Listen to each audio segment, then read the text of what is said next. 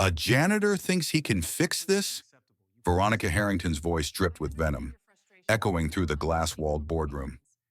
Her diamond bracelet caught the overhead lights as she raised her hand dramatically to cover her nose. God, you even smell like motor oil. Jordan Carter froze in the doorway, trash bags still clutched in his calloused hands. 20 executives turned in unison, staring at him like some stray dog that had wandered into their temple of power. Veronica rose from her chair, red Louboutin heels striking sharp against the marble floor. She closed the distance until her perfume, expensive, suffocating, mixed with the contempt in her words. Here's the deal, maintenance boy.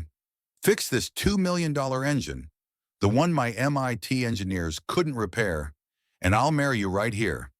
But when you fail, and you will fail, security will escort you out permanently. The room fell silent. $50 million in contracts balanced on a broken machine, and now, so did the dignity of a man dismissed like a punchline. A janitor thinks he can fix this? Veronica Harrington's voice dripped venom, her words slicing through the glass-walled boardroom like a whip. Her diamond bracelet caught the light as she lifted her hand in mock disgust, covering her nose. God, you even smell like motor oil. Jordan Carter froze in the doorway. The black trash bags clutched in his rough hands suddenly felt heavier, like weights tying him to the ground. 20 executives stared at him as though he were a stray dog that had wandered into their marble temple of power. Veronica rose from her chair. Her red Louboutin heels struck the floor in sharp, deliberate clicks, each one an exclamation point of contempt. She stopped just inches from him, perfume laced with arrogance spilling into the air. Here's the deal, maintenance boy. Fix this $2 million engine, the one that stumped my MIT engineers for 6 weeks, and I'll marry you right here. When you fail, and you will fail, security will drag you out permanently. The room fell silent. $50 million in contracts, the company's survival, and one man's dignity, all balanced on a broken machine. Jordan carefully lowered the trash bags to the floor. His eyes stayed on the engine in the center of the room. It sat on the polished table like a mechanical idol, chrome and steel gleaming under sterile LED light. Weeks of frustration clung to its surface like smoke. It had mocked every attempt at repair, running for exactly 14 minutes and 37 seconds before choking itself into silence. He had seen it before. Not this engine, not this company, but the same arrogance. Men in suits too polished to bend, too credentialed to listen. His grandfather had warned him about this long ago in a Detroit garage filled with the smell of oil and metal. Engines don't care about your degree. They don't care about your title. They only care if you understand them. Veronica turned to her audience, flashing a predator's smile. Gentlemen, enjoy the show. Consider this Silicon Valley's version of American theater. Laughter bubbled around the table. Nervous, mean, entertained, but not everyone laughed. At the far end of the room, Dr. Elena Ramirez leaned forward. She was a legend in the automotive world, the woman who had redesigned Tesla's first powertrains and consulted for half the Fortune 500. She did not laugh at arrogance. She studied Jordan instead, her sharp eyes narrowing, pen tapping against her leather notebook. She'd seen brilliance wear disguises before. 2 hours, Veronica declared, her tone rising like a ringmaster in a circus. You have exactly 2 hours to prove what 67 engineers couldn't. Succeed, and you'll be promoted. Fail, and you'll never step foot in this building again. Security guards shifted at the back of the room. Their presence wasn't subtle. This wasn't a test. It was public execution theater. Jordan moved toward the engine. The murmurs died down. He pressed both hands to the cool metal casing and closed his eyes. The boardroom dissolved into silence. He didn't hear the whispers anymore. He heard something else. The engine spoke, not in words but in vibration, rhythm, subtle strain, a song slightly out of tune. The AI pulled one way, the mechanical heart another. They fought each other in a constant tug-of-war no one else seemed to notice. Jordan opened his eyes. His voice was steady, clear. "It's not the software," he said. "It's the harmony. The AI and the mechanics aren't speaking the same language. They're fighting each other." For a heartbeat, no one reacted. Then Marcus Lee, the team's MIT-trained lead engineer, barked a laugh. "That's ridiculous. We tested every possible harmonic frequency." Jordan met his gaze calmly. "You tested the ones you expected, but you didn't listen to the engine. It was built in Munich. The specs are metric. Your software assumes imperial units. On paper, it looks the same. In reality, it's not. That's why it collapses at 14 minutes and 37 seconds. It's fighting itself." A ripple moved through the room. Executives exchanged glances. Investors leaned forward. Dr. Ramirez's pen scratched furiously across her notebook. And Klaus Reinhardt, CEO of Bavaria Autotech, the German industrialist whose €100 million investment could make or break tech vanguard, studied Jordan with sudden interest. His steel gray eyes were sharp, calculating, like a hawk assessing prey. "This man understands tolerances," Klaus said quietly. His accent clipped. "Proceed." For the first time, Veronica's perfect mask cracked. Just a flicker, but enough. Jordan rolled up his sleeves, revealing forearms sculpted by years of labor. Not gym vanity. He approached the diagnostic station, his fingers moving with unexpected ease across the laptop's keyboard. Graphs, waveforms, data streams filled the screens, indecipherable to most. But to him, it was music notation. He read it like a score out of rhythm. The executives crowded closer. Assistants fumbled with phones. Live stream equipment blinking as they pushed the broadcast out to thousands of online viewers. Within minutes, hashtags began to trend. Geschoss Tech Vanguard Test, Janitor vs. Engine. Jordan blocked it all out. He was back in Detroit, 12 years old, his grandfather guiding his hand to the rumbling surface of a Mustang engine. Every machine has a heartbeat. Feel the rhythm. Respect the rhythm. The engine won't lie to you, white boy. His fingers traced the engine's housing. The vibration wasn't random. It was music in dissonance. "This engine wants to run at 3,400 RPM, he explained, his voice carrying across the room. "But the AI thinks it should settle lower. The mismatch builds until the resonance tears it apart. That's why it dies at the same point every time." Marcus Lee shook his head. "We've rebuilt the timing system twice. It's not resonance." Jordan pointed to the oscilloscope, its green wave patterns jagged, uneven. "Look here. Every spike aligns with the AI's correction cycle. The engine isn't broken. The software is forcing it into a rhythm it can't sustain." A hush swept the room. Engineers leaned in. Even the most skeptical ones frowned, realizing the data aligned with his words. Dr. Ramirez finally spoke. Her voice was calm, deliberate. "He's right. That's harmonic interference. We overlooked it." The MIT engineer's jaw tightened.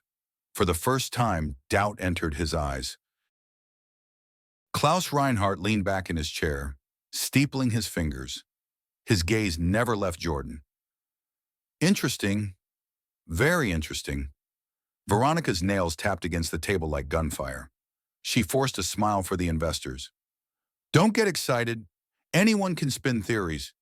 Let's see if he can actually fix it." Jordan turned away from her. He scanned the parts cabinet, searching, thinking. His mind worked in two worlds at once: the precise mathematics of engineering and the instinctive rhythm his grandfather had taught him. Finally, his hand closed on a simple metal disc, a harmonic dampener, cheap, overlooked, forgotten. He held it up. "This is what we need. A translator. The AI and the engine are both right, but they're speaking different dialects. This will bridge the gap." The room erupted in scoffs. "A $50 part?" one executive muttered.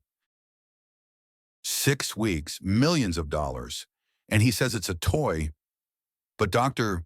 Ramirez's eyes lit with sharp recognition. Elegant, she whispered. Jordan knelt beside the engine, tools in hand. His movements were precise, confident, born of countless nights rebuilding battered engines in garages and parking lots. Each motion carried the quiet authority of someone who had lived with machines his entire life. He tightened the last bolt and stood. His palms were streaked with grease, his face calm. Ready? The room held its breath. Dr. Ramirez positioned herself at the diagnostics. Klaus checked his platinum watch. Veronica crossed her arms, smirk curling again, though her eyes betrayed the storm brewing inside. Jordan pressed the ignition. The engine roared to life. But this time, the sound was different. Immediately different. The harsh, irregular knocking was gone. In its place rose a deep, steady purr, 8 cylinders singing in perfect harmony. The diagnostic screens flared green, temperatures stabilized, vibration patterns smoothed into symmetry. 14 minutes passed, no shutdown. 20 minutes, still perfect. 30. The impossible had happened. Dr. Ramirez's jaw tightened with awe. Oil pressure steady, temperature optimal, harmonic frequency locked. I've never seen readings this clean, Klaus whispered in German, then broke into English. Mein Gott, 97% efficiency, higher than theoretical maximum. The employees gasped. Engineers clutched their head, phones lit with messages flying across Silicon Valley. The live stream exploded with comments. The janitor fixed it. This is insane. Promotion now. Through the floor-to-ceiling windows, the prototype delivery truck powered on for the first time in weeks. Lights flared, sensors activated.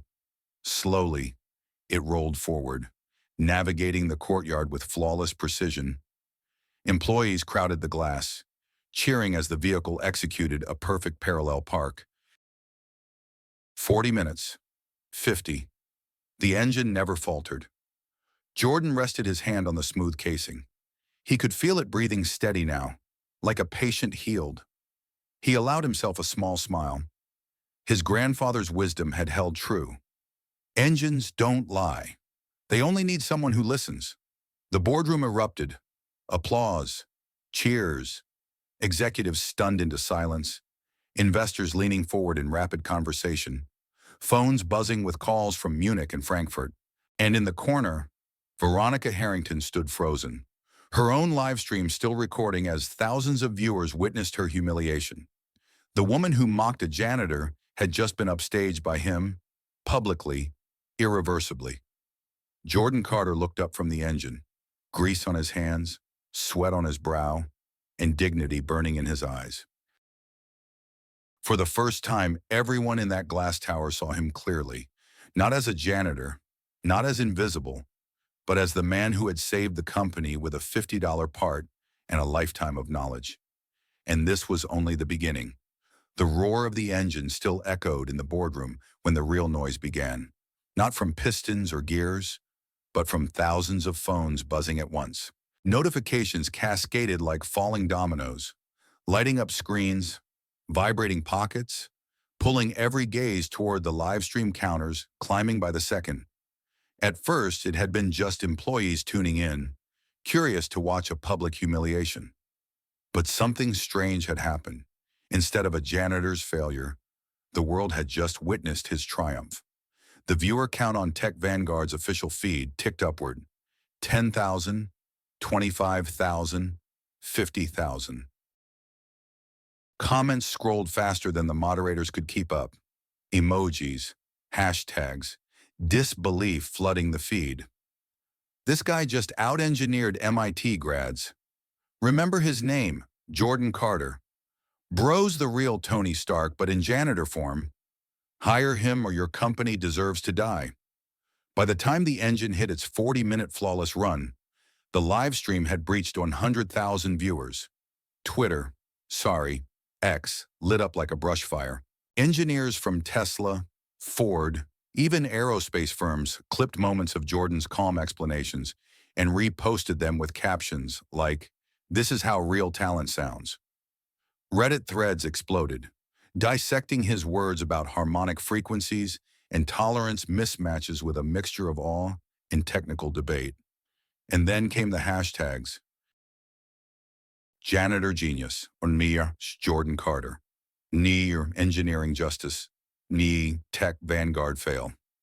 On LinkedIn, professionals who usually spoke in sterile corporate jargon suddenly turned poetic. We just watched meritocracy in action. Credentials don't matter. Competence does. Meanwhile, inside the boardroom, the atmosphere was pure chaos wrapped in silence.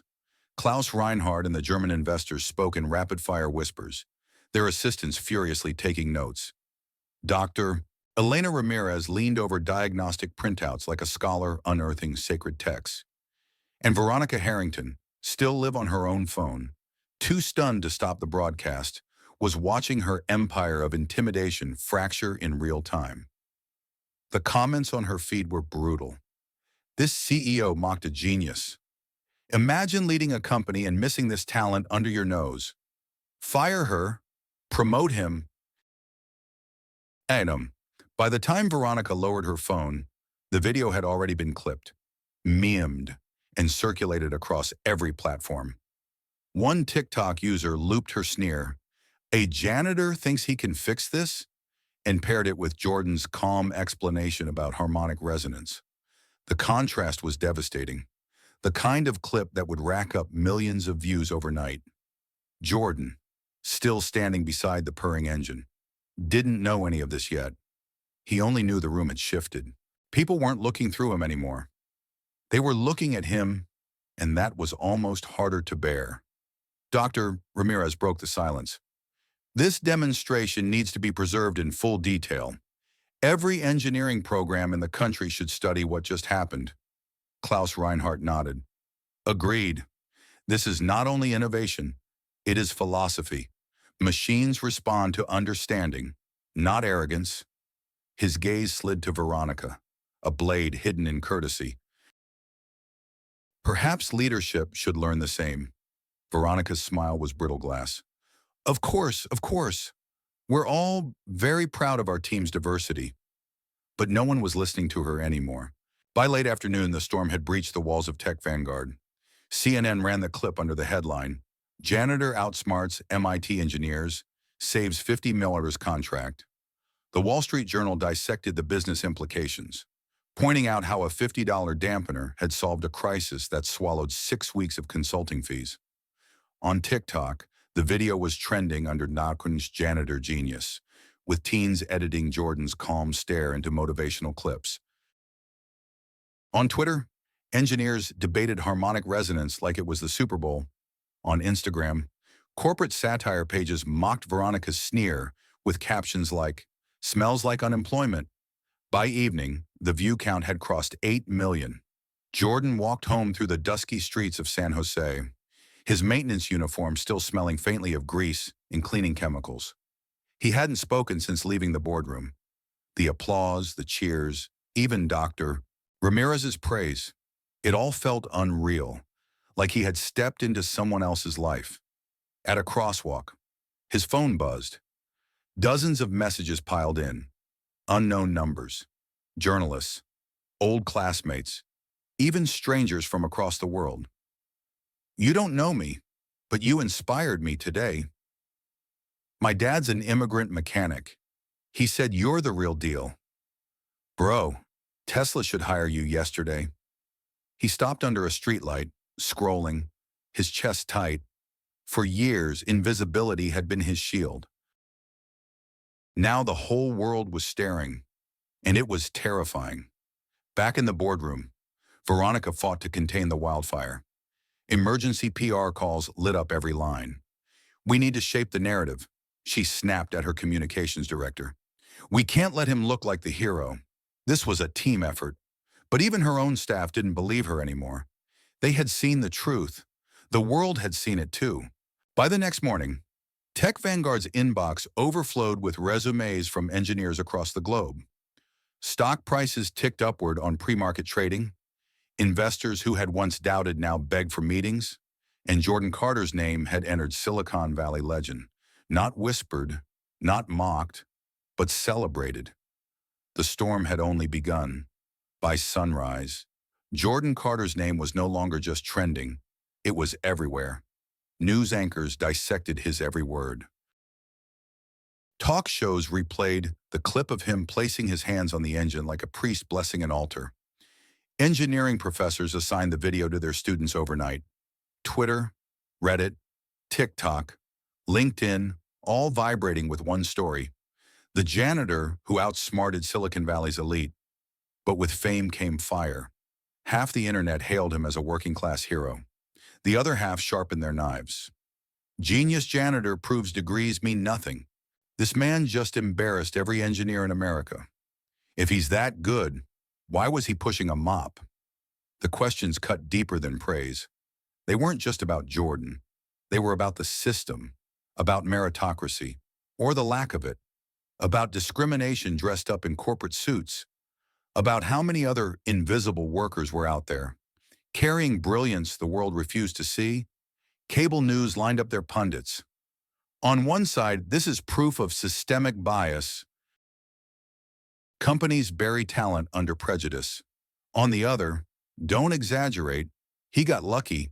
If he was really that smart, he'd already be in a lab coat, not a janitor's uniform. By mid-morning, hashtags had split into camps. Chaku janitor genius versus Chaku fraud Carter. Engineering justice versus stick to mopping. Jordan sat in his cramped studio apartment, blinds half drawn, the glow of his second-hand laptop illuminating his tired face. His inbox was a war zone. Hundreds of offers, interviews, sponsorships, speaking gigs, even book deals. And buried among them, threats. Stop pretending you're smarter than real engineers. Affirmative action, janitor. Go back to cleaning floors. We'll dig up your past. Everyone will know you're a fraud. His hand hovered over the delete key. He closed the laptop instead.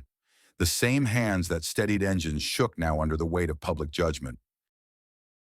Across town, Veronica Harrington stormed into a crisis meeting. Her boardroom no longer felt like hers. Screens lined the walls, everyone filled with clips of Jordan, headlines, memes, news bites, her humiliation, replayed in infinite loops. She slammed her fist against the table. We control this narrative, or it destroys us. Do you understand? The PR team shuffled nervously. One brave manager cleared his throat. With respect, ma'am, the narrative is out of our control. People saw it. They don't believe our version. Veronica's glare could have shattered glass. Then we give them another story.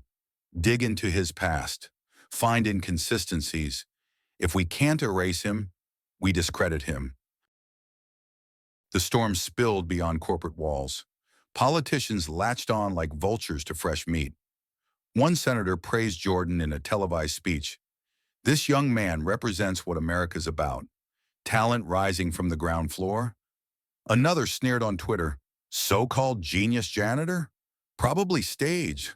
Silicon Valley loves a publicity stunt. Cable debates screamed across the nation. Working-class brilliance versus dangerous myth. Engineering forums split down the middle. Some argued Jordan's solution was elegant, a sign of real genius. Others mocked it as an accident. A lucky guess wrapped in garage wisdom. At MIT, students protested outside the engineering hall, waving signs, respect real talent, and degrees destiny.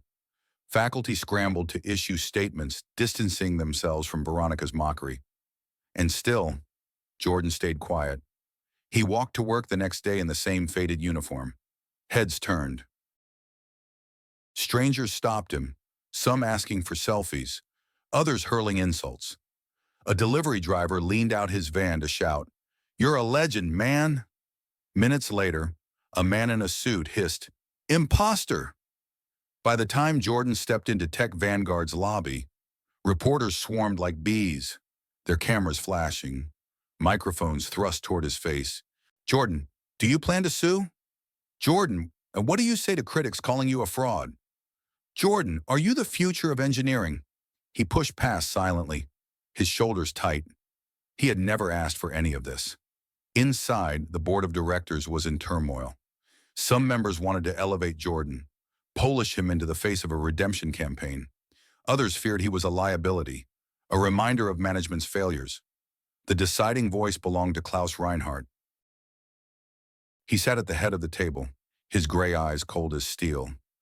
"The boy is no liability," he said in accented English. "He is proof. Proof that your company buried talent while bleeding millions. If he goes, we go. Germany invests in competence, not arrogance." That silenced the room. Money always did. But Jordan's trial wasn't over. The following day, Tech Vanguard scheduled a press conference to capitalize on the viral storm. Rows of journalists packed the auditorium, cameras pointed like rifles at the stage. Veronica sat stiffly in the front row, her smile plastic. When Jordan walked on stage beside Dr. Ramirez, the room erupted with flashes and shouts. He squinted under the lights, every nerve screaming to run. But Dr. Ramirez touched his elbow lightly, anchoring him. "Speak the truth," she whispered. Jordan stepped to the microphone. His voice was low at first, but steady. "I didn't fix the engine because I'm smarter than anyone else. I fixed it because I listened. Machines don't lie. People do. And for too long, people didn't listen to me. Not because I was wrong, but because I didn't look like who they expected the answer to come from." The room hushed. The words cut sharper than any technical explanation. "I know there are thousands of people like me," he continued. "Workers in uniforms. People overlooked. Voices dismissed. They have ideas, solutions, wisdom, but they're invisible until someone laughs at them, or bets against them, or humiliates them. I just got lucky enough to prove myself on camera." Applause began softly, then grew. Reporters stood, clapping. Even Klaus Reinhardt nodded, satisfied. But outside the auditorium, the internet was already splitting his words into sound bites. Some praised him as a prophet of hidden genius. Others sneered that he was playing the victim card. The storm had grown too big. Jordan Carter wasn't just a man anymore. He was a symbol, and symbols, once unleashed, can't be controlled. That night, in the quiet of his apartment, Jordan sat on the edge of his bed, staring at his grandfather's worn toolbox. The metal was scratched, the handle taped with years of repairs. Inside were the same wrenches and calipers Samuel Carter had used to teach him engines had souls. Jordan whispered into the empty room, almost like a prayer. "Grandpa, what am I supposed to do now?" The city hummed outside, unaware, but the storm didn't sleep. Hashtags multiplied. Commentators circled like sharks. Politicians prepared hearings. And somewhere in the shadows of corporate America, Veronica Harrington made a call. "I want everything on him. School records, employment history, medical bills. If we can't bury the story, we bury the man." The battle lines were drawn. Jordan Carter, the janitor who had saved an empire, was about to become the center of a national war over truth, talent, and power. And the world was watching. The Senate chamber smelled faintly of polished wood and camera lights. Reporters crammed shoulder to shoulder in the press gallery. Flashbulbs fired like artillery.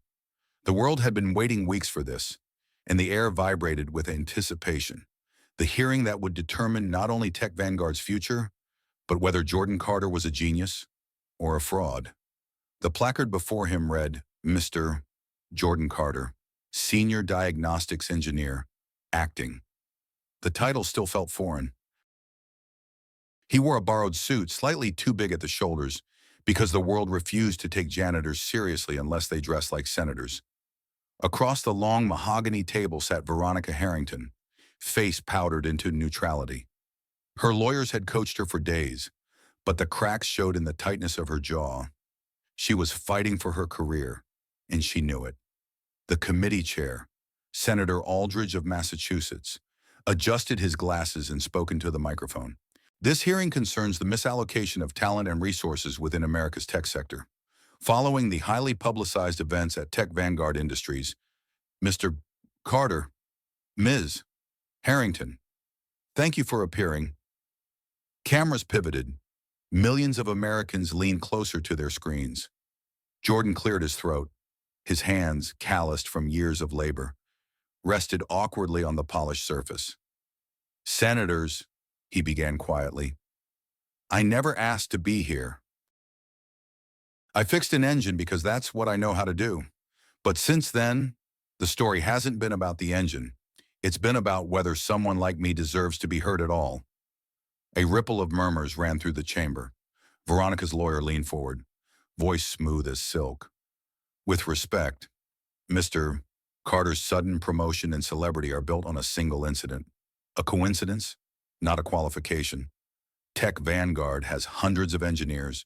To suggest one man with a community college degree outsmarted them all, well, it strains credibility. Jordan didn't flinch. It wasn't luck. It was listening. For 6 weeks, that engine spoke the same truth, but no one bothered to hear it. Because when I walk into a room, people see trash bags, not blueprints. Senator Aldridge leaned in. Ms. Harrington, is it true you referred to Mr. Carter in internal emails as the cleaning guy, despite his title as technical consultant? The chamber tensed. Veronica's lips tightened. Those were informal communications, taken out of context. Dr. Elena Ramirez, seated behind Jordan as a technical witness, couldn't stay silent. Context doesn't erase contempt. Mr. Carter solved in 2 hours what 67 engineers and 6 weeks of consulting could not. That is not accident. That is expertise. Aaron. The chamber erupted, reporters scribbling, cameras whirring, senators whispering sharply. Outside the chamber, the protests thundered. On one side of the street, banners reading Jordan Carter, Jasa Justice, and chants of Let Talent Rise. Students, engineers, union workers, janitors in uniforms, voices unified in anger at a system that buried merit. Across the barricades, signs sneering, fraud Carter and meritocracy, not sympathy. Commentators whipped crowds into frenzy, warning that celebrating Jordan meant lowering standards. Cable news aired both sides in split screens, fueling the polarization. The viral storm had become a cultural war, and Jordan was caught in its eye. Back inside, the hearing reached its boiling point. Senator Whitfield, known for his sharp tongue, leaned forward. Mr. Carter, some claim you're being used as a symbol, not recognized as an engineer. What do you say to those who argue you got lucky, and that one lucky fix doesn't make you qualified to lead projects worth billions? Jordan inhaled slowly. His grandfather's voice echoed in memory. Engines don't care what they call you. Boy, they care if you understand them. I say luck doesn't rebuild engines at 14. Luck doesn't keep you awake at night studying journals no one pays you to read. Luck doesn't look like calluses on your hands and textbooks piled in a studio apartment while you work 3 jobs. I didn't stumble on the answer. I prepared for it my whole life, even when the world refused to see me. The room hushed. Even Klaus Reinhardt, seated in the gallery as an observer, nodded slightly, his German precision recognizing truth when it rang that clear. But Veronica wasn't finished. She leaned into her microphone, voice trembling but sharp. Senators, what you're hearing is a nice story. Yes, inspiring, but it's dangerous. If we start glorifying unqualified staff, bypassing credentials, undermining institutions, what's left? Are we saying anyone who sweeps a floor should be designing billion-dollar technology? This man is a janitor. That's not discrimination. That's reality. The words sliced the air. For a heartbeat, the chamber froze. Then Jordan spoke, his voice calm but resonant. I was a janitor because someone like you decided that was all I could ever be. Not because I lacked the knowledge, not because I lacked the discipline, because you couldn't imagine that someone in this uniform might carry brilliance too. And that's not just about me. That's about everyone you've written off before you ever bothered to listen. The gallery erupted in applause so loud the chair had to pound his gavel for silence. The climax came when Dr. Ramirez requested the committee permit a live demonstration. Let the nation see with their own eyes. Give him an engine, give him a clock, give him a machine. He'll show you. Senators conferred, cameras repositioned, and within minutes, a standard combustion engine, brought in as an exhibit, was wheeled into the chamber. Jordan walked to it slowly, aware the eyes of the country were burning into his back. He placed his hand on the engine block, closed his eyes, and listened. Seconds ticked. The chamber was silent except for the sound of his steady breathing. Then he began to speak. Cylinder 3, slightly misaligned. Oil viscosity not optimal. Listen, hear that faint, irregular beat? He tapped the casing. That's a valve lagging by milliseconds. Mechanics in the corner, hired for the hearing, checked, and one by one, they nodded. He's right. Gasps rippled through the room. Reporters scribbled furiously. Twitter hashtags exploded again. The climax wasn't just Jordan proving himself. It was exposing the blindness of those who never gave him the chance. By the time the gavel fell hours later, the narrative had shifted irrevocably. The senators issued a preliminary finding. Tech Vanguard had systematically misallocated talent, fostering a hostile environment of bias. New regulations on corporate governance would follow. But more than that, the court of public opinion had spoken. Jordan Carter was no longer a janitor. He was a reckoning. Veronica Harrington walked out of the chamber, pale as parchment, cameras flashing around her like lightning. Reporters shouted questions about her future. She said nothing. For once, silence was her only defense. And Jordan? He walked out into the cool Washington air, the chants of protesters echoing across the Capitol steps. Some called him a hero. Others still spat his name with venom. But for the first time, he walked not invisible, not mocked, only seen. The Capitol steps glittered under the evening lights when Jordan Carter emerged from the Senate chamber. Reporters surged forward, microphones bristling like bayonets. Protesters on both sides shouted his name, some in adoration, some in scorn. Police held the line, their radios crackling in the chaos. Jordan didn't speak. He kept his head down, walking past the cameras, past the chants, into the black sedan waiting at the curb. Dr. Elena Ramirez slid in beside him, her calm presence a steadying anchor. You realize, she said softly as the car pulled away, you're no longer just an engineer. You've become a mirror. People see in you whatever they need to believe about this country. Jordan stared out the window at the Capitol dome, glowing against the night sky. I never asked to be a symbol, he murmured. No one does, Ramirez replied. But some are chosen by circumstance. Your only choice is what to do with it. The following weeks unfolded like a storm slowly moving out to sea, leaving wreckage and clarity behind. Tech Vanguard underwent the most radical restructuring in its history. The board, pressured by investors and public scrutiny, demoted Veronica Harrington from CEO to strategic advisor, stripping her of decision-making power. Her emails mocking Jordan were now public record, cited in think pieces and HR case studies across the nation. She sat through mandatory diversity training with cameras flashing outside the building. Her once feared name now shorthand for corporate arrogance. Jennifer Walsh, the HR manager who had filled email chains with laughing emojis, resigned under pressure. Several executives quietly followed. The message was unmistakable. The era of silent cruelty had ended. Jordan's rise was no less dramatic. The board offered him an official title, Senior Diagnostics Engineer, Head of Inclusive Innovation. His salary tripled, stock options piled on, and, most importantly, his word now carried weight in every boardroom meeting. His solutions were no longer dismissed as janitors' daydreams. They were documented, tested, and often implemented with applause. But Jordan didn't let the attention blind him. He remembered his grandfather's voice. Engines don't lie, boy. People do. Stay humble. Stay sharp. The world beyond Tech Vanguard wasn't done with him. Universities sent invitations to lecture. MIT, the very institution whose graduates once sneered at him, offered an honorary doctorate. TED Talks wanted him on stage. Book publishers courted him with seven-figure advances. A documentary crew followed him for weeks, chronicling the janitor who changed Silicon Valley. And still, backlash simmered. Think tanks accused him of undermining credentialism.